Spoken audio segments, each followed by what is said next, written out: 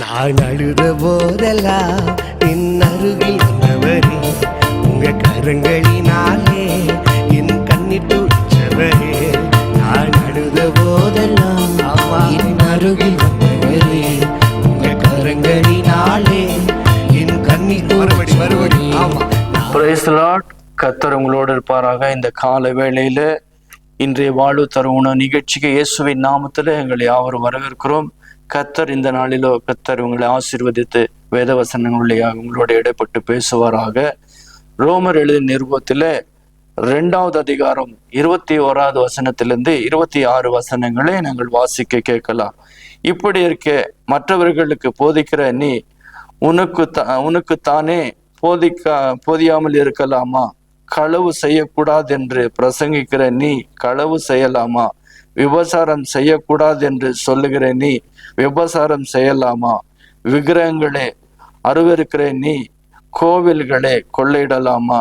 நியாயப்பிரமாணத்தை குறித்து மேன்மை பாராட்டுகிற நீ நியாயப்பிரமாணத்தை மீறி நடந்து தேவனை கனவீனம் பண்ணலாமா?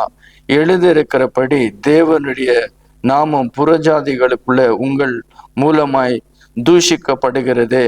நீ நியாயப்பிரமாணத்தை கைகொண்டு நடந்தால் விருத்த சேதனம் பிரயோஜனம் உள்ளதுதான்.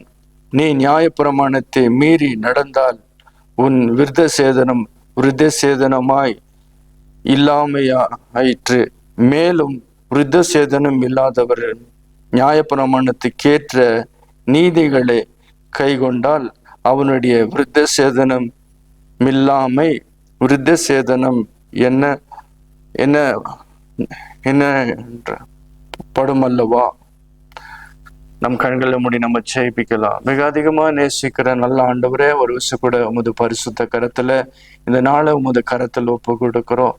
கர்த்தர் ஆண்டவரே, விருத்த சேதனம் தேவனுடைய ஆண்டவரே நியாய பிரமாணத்தின்படி கொடுக்கப்பட்டாலும் கர்த்தர் இன்றைக்கு ஆண்டவரே மாம்சத்தின்படி விருத்த சேதனம் செய்யாத இருக்கிறதான ஒவ்வொரு பிள்ளைகளும் ஒரு விஷயம் கூட பாருங்க.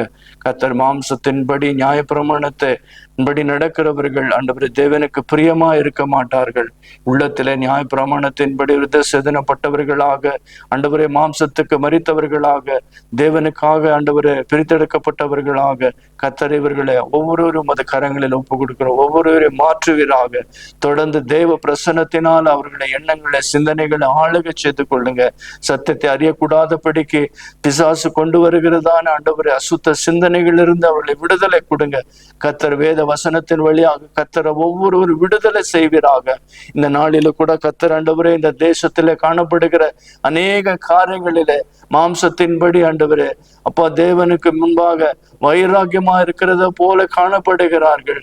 கர்த்தர் ஆண்டவரே தேவனுக்கு தூண்டு செய்கிறேன் என்று சொல்லி ஆண்டவர் தீமை செய்து வருகிறதான இந்த காலங்களிலே கர்த்தர் உமது பிள்ளைகளுடைய வாழ்க்கையிலே நன்மை செய்கிறவர்களாக ஆண்டவரை தொடர்ந்து தேவ சமாதானம் அவருடைய எண்ணங்களை சிந்தனைகளை ஆளுகை செய்து கொள்ள கர்த்தர் எனக்காக எல்லாவற்றையும் செய்வார் என்ற அந்த நம்பிக்கை இந்த நாளில ஒவ்வொரு பிள்ளைகளுடைய இருதயத்துல ஆண்டவரை நிரப்பும்படியாக கூட நாங்கள் செபிக்கிறோம்.